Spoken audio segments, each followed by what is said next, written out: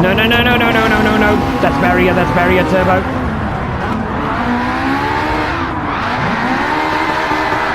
Oh my word! 1, 2, 3, 4.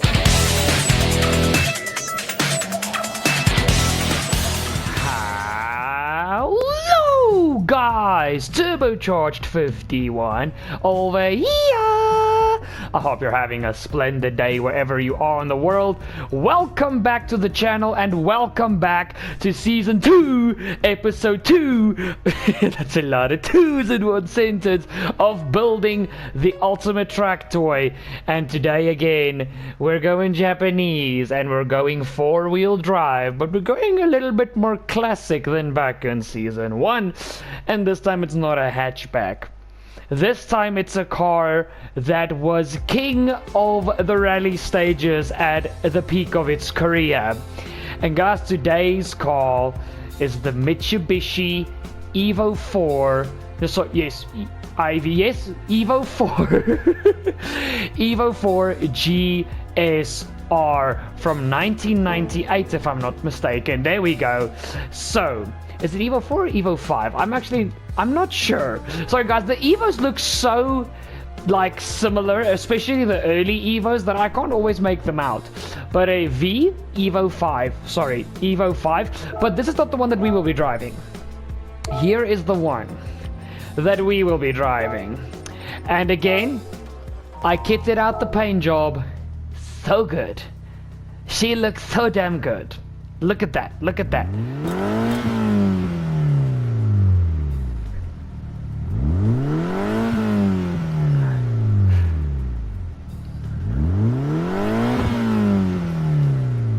So, G's and Queens, my TurboNatics. So basically, this car, like I said, was the king of its rally era. And now, like we tried doing with the GR Yaris, like we tried doing with the Lancia Delta, we're gonna take a car off of the gravel and put it onto the tarmac with all the downforce and all the modification upgrades we could possibly put on it. And this car, with that classic and world-renowned 4G63 engine. Are we ready for this episode? Because I can tell you guys honestly that I can't wait for this episode. Now, let me quickly run you guys through the upgrades and then let's head straight to Tsuba. So, racing soft slicks front and back, fully customizable suspension, fully customizable differential, because we're gonna do initial. I tweaked a bit here just to give that car like a little bit more precise feeling. I didn't drive it much. It was literally tiny tweaks. Then torque vectoring center diff. 60% of the power goes to the rear wheels, 40% goes to the front. Obviously a nitrous kit, which will not be used in this episode because it's all time attack. No NOS can be used.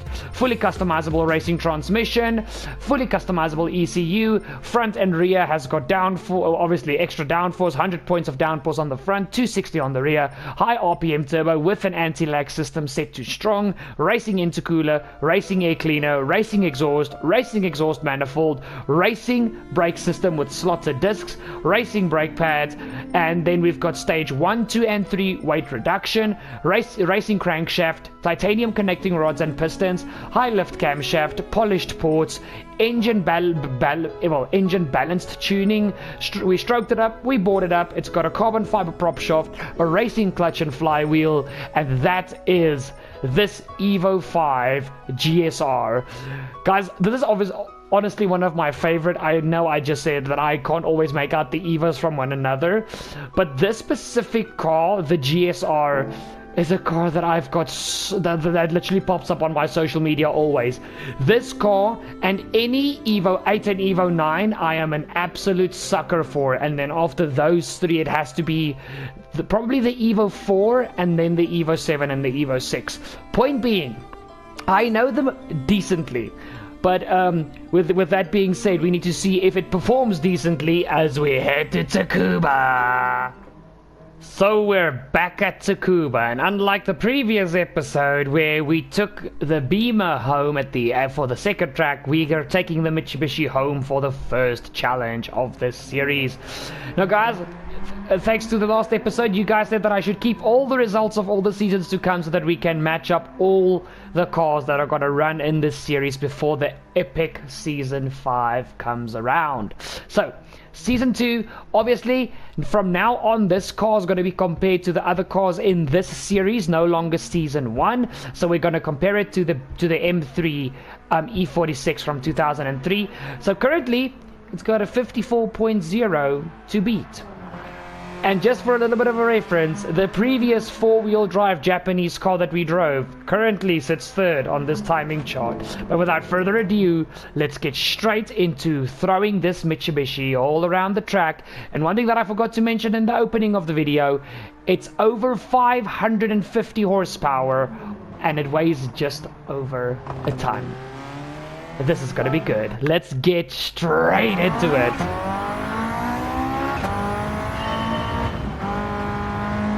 When you have to take your kids to school and you're 5 minutes late but you drop them off 2 minutes early.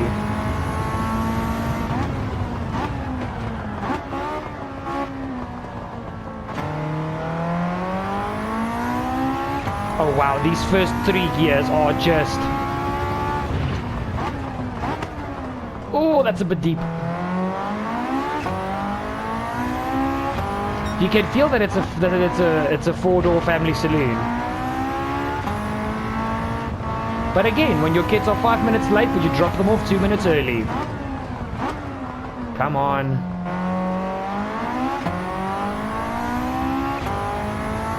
The thing is, there's so much grip when the fronts and the rears work together.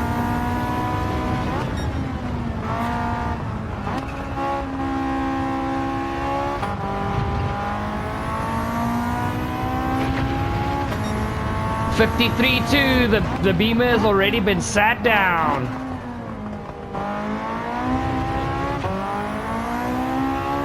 Here we go now. Still deep turbo.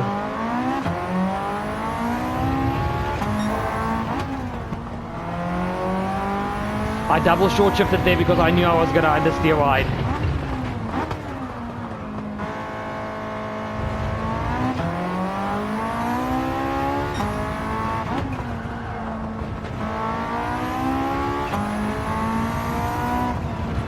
The thing is, the front is so heavy. Like, if you don't have the right racing lights, this is going to be a tough but fun lap around the Nürburgring, if you ask me at this point. But this third lap is completely in the bin.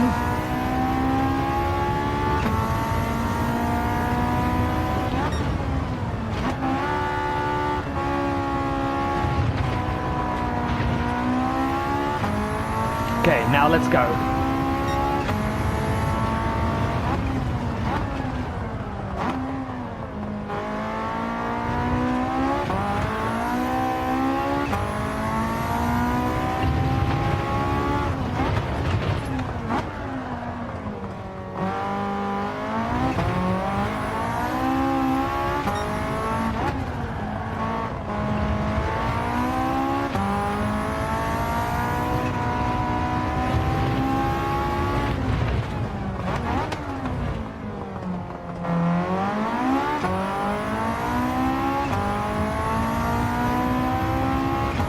Oh guys, sorry I'm so quiet. I'm just trying to focus because I know there's so much lap time left in this car.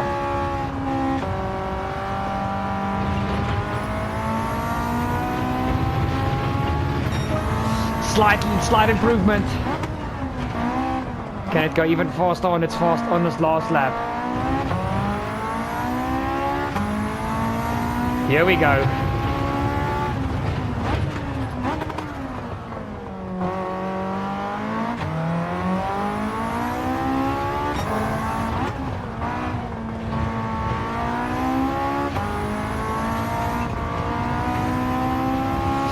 Come on.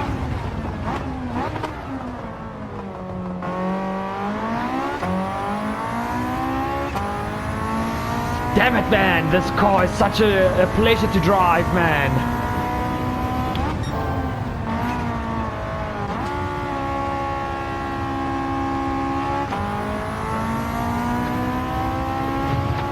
And And we really improve on the last lap, man. Wow. What a car, man. As soon as you figure out the front end, it's just grip over grip over grip, man.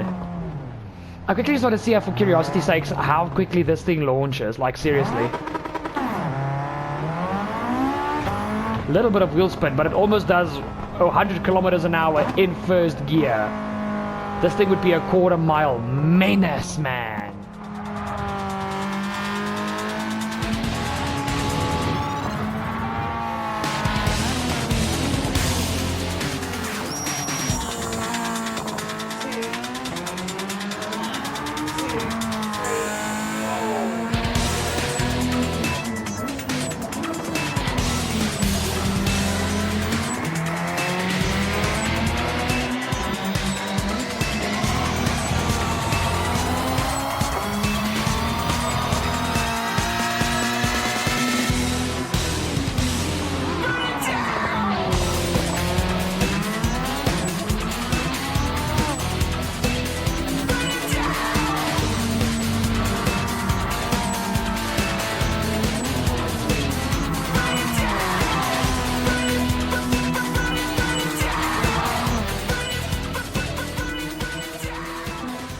Are you telling me this four-door family saloon just topped the timing sheets around Tsuba? You've got to be freaking kidding me. And sorry if I sound weird, my hand was over my mouth there for a moment. TurboNatics, what beast have we unleashed? It smashes the Beamer with 1.3 seconds. It smashes the 4C, the fastest car from Season 1. What's that? With almost a second. That's basically 8.5 tenths of a second. Almost a full second around a short track like this. Now again, I think on the Nürburgring, there's going to be other parts where these other cars are going to shine through. But I mean, this is absolutely insane. And now the big challenge awaits. You took the crown in your own backyard, Mitsubishi, but are you gonna take it in the Beamer's backyard? I mean, guys, the thing is, the only thing that's gonna save that BMW is its straight line speed. That's the only thing that's gonna save it. And there's a lot of high-speed sections on this track where that Beamer was absolutely rapid. We will have to find out if the Mitsubishi can do the same. Still, it's over 500 horsepower. Anything and everything can happen. Let's get straight into the first attempt around the green hell. No. Oh, I knew that. Oh boy. Well, it was a scruffy lap in any case, so I don't mind doing attempt number 2.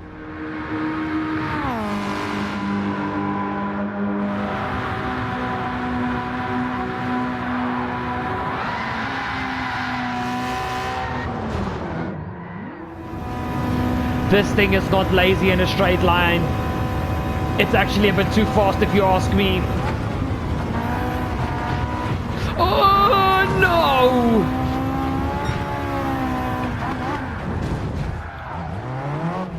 Again at the exact same spot in attempt number 1. Ha! You gotta be kidding me!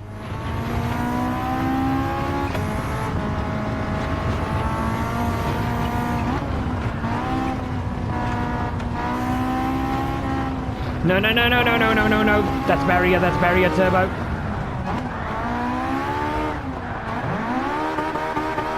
Oh my word!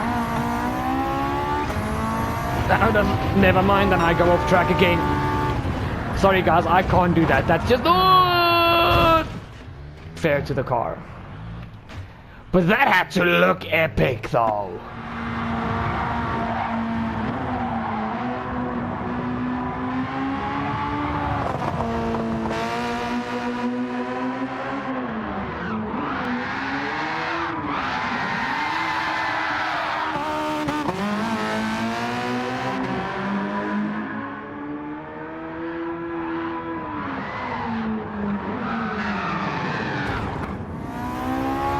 Attempt number 4. Here we go. Come on, this is the lap.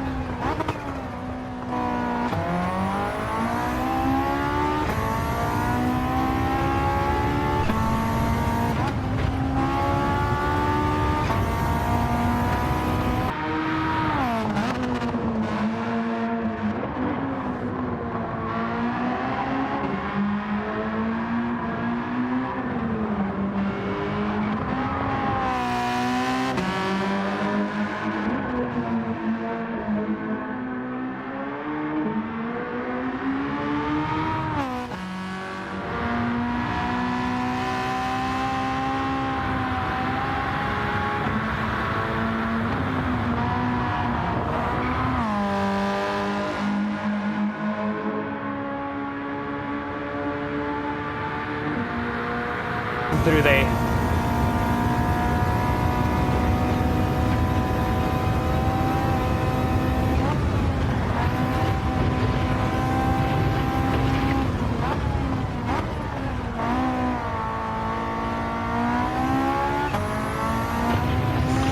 Yo, man! When you're on the limit with this car, you really are on the limit.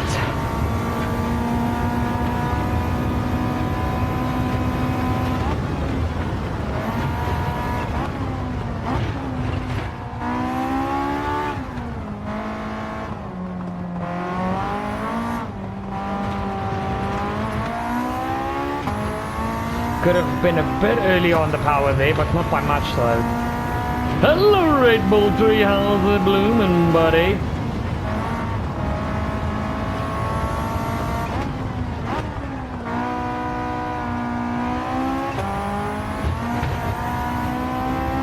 Oh.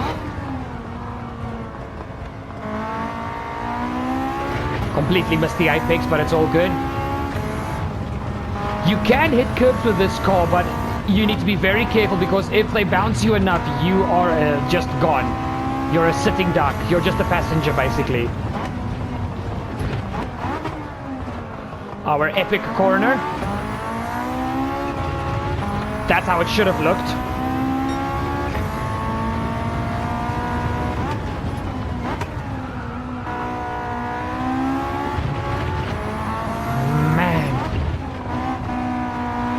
I really struggled with understeer for the last minute about. Understeer is rough in this car if you really try and push it.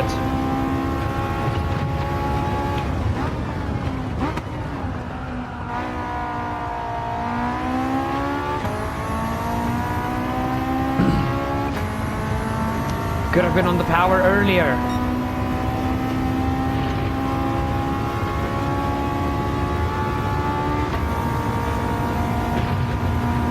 The game told me to brake there, I just sent it. Oh boy. Big poo-poo coming, big poo-poo.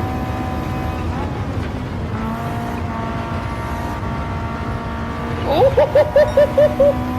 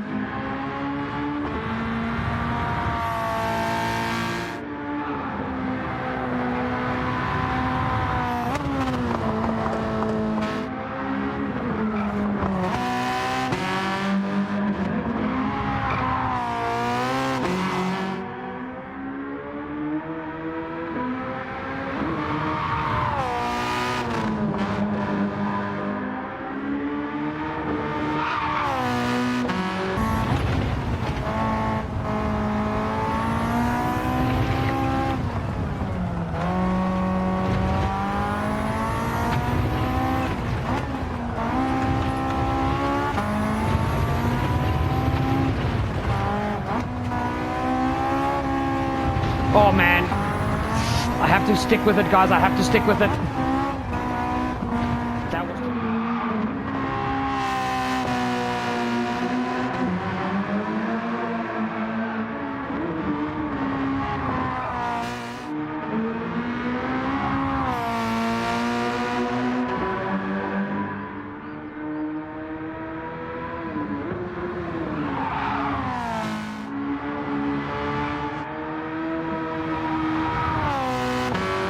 That felt epic. Big cojones, big cojones. Oh, that's just legal.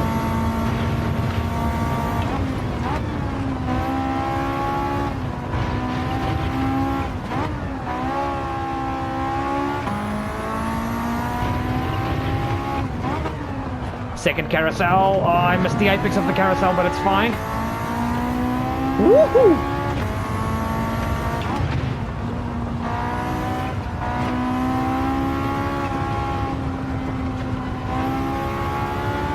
Jeez, man, the understeer in this car, there's just certain points where I don't know where it comes from or why it's triggered, but there's just bad points of understeer, man. Oh my word, let's do a little bit of hazards. Yeah. I'm a knob. Although the BM on the top end, it's got the torque on the Mitsubishi. You look at those higher numbers, but the Mitsubishi is just behind it.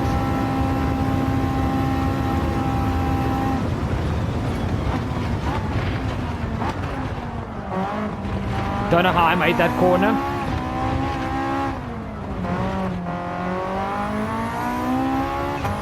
Come on! And across the line! Make the corner! Oh boy. What a lap, man! This car.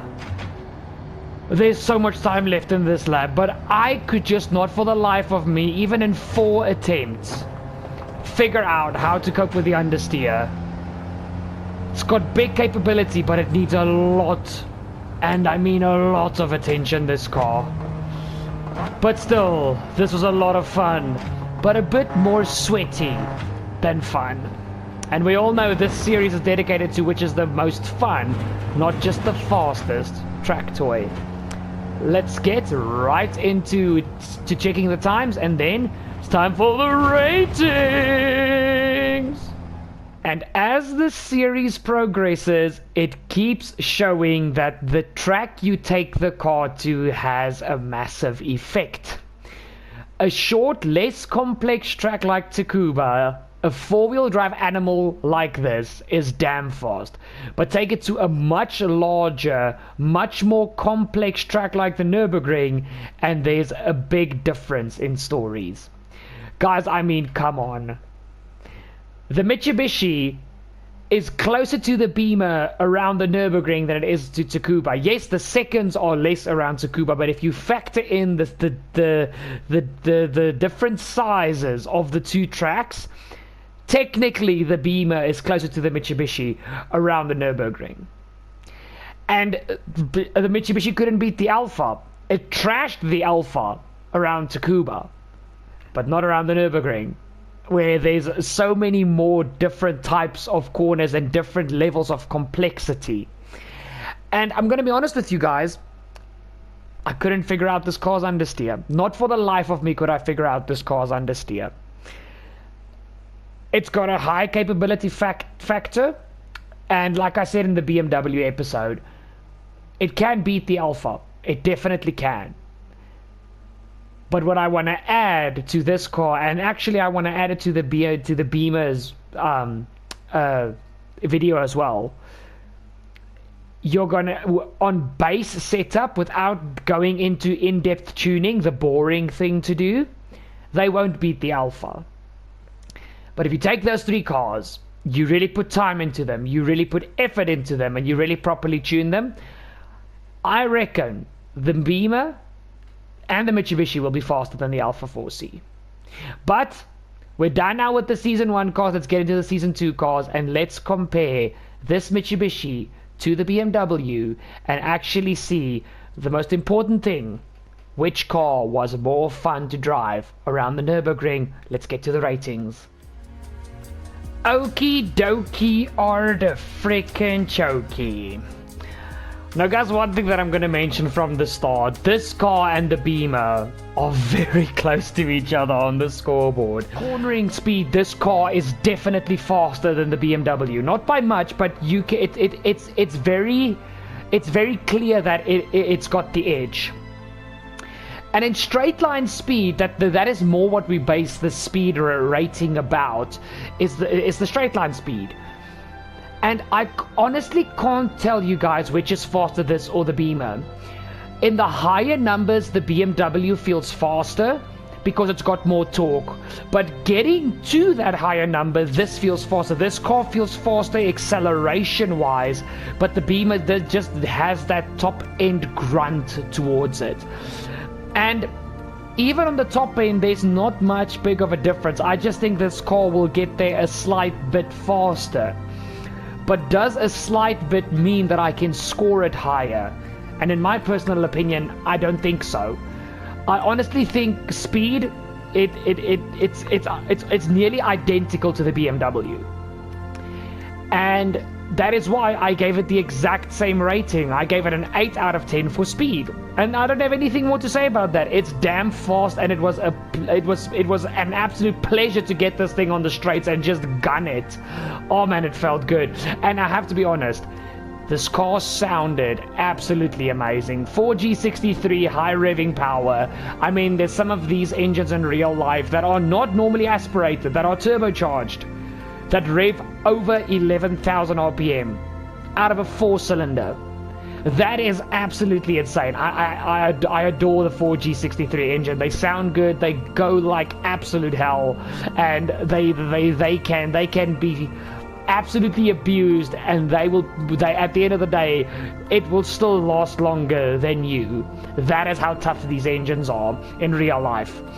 Now to the second category, handling. Now guys, the problem that I had with this car, and I mentioned it a lot, was the understeer. I couldn't figure the understeer out, and that is going to count against it a lot. Just like the Alpha back in season 1, you can't brake late with this car.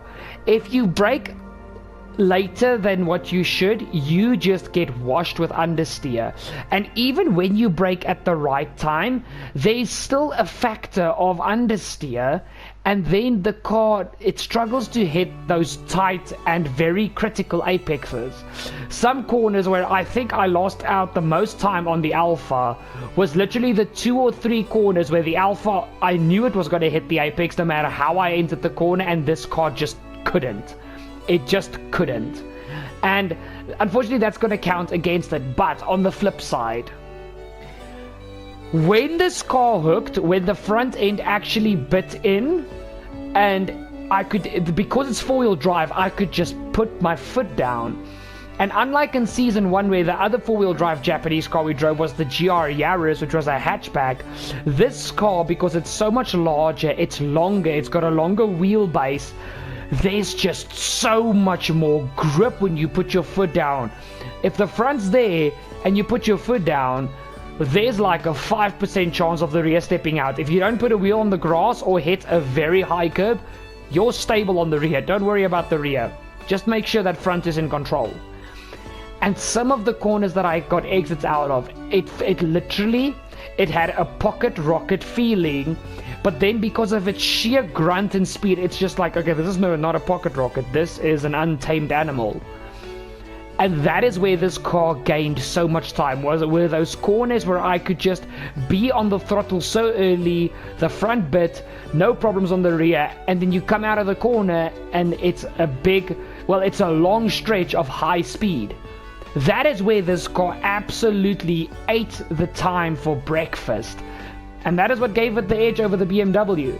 That is what gave it the edge. But for those of you guys that don't know, even on the F1 game, I prefer a car with oversteer than understeer. I hate a car that understeers. It's one of the worst feelings in the world, and also especially gaming on a controller still, on a pad. Understeer is so much harder to control than oversteer. It's harder to get the car to come back to you. That is why I absolutely hate understeer. Specifically in gaming terms now. And because of that, it just, the understeer killed it for me, and it took away a lot of the fun, unfortunately. So for handling, this car only scores a 6 out of 10.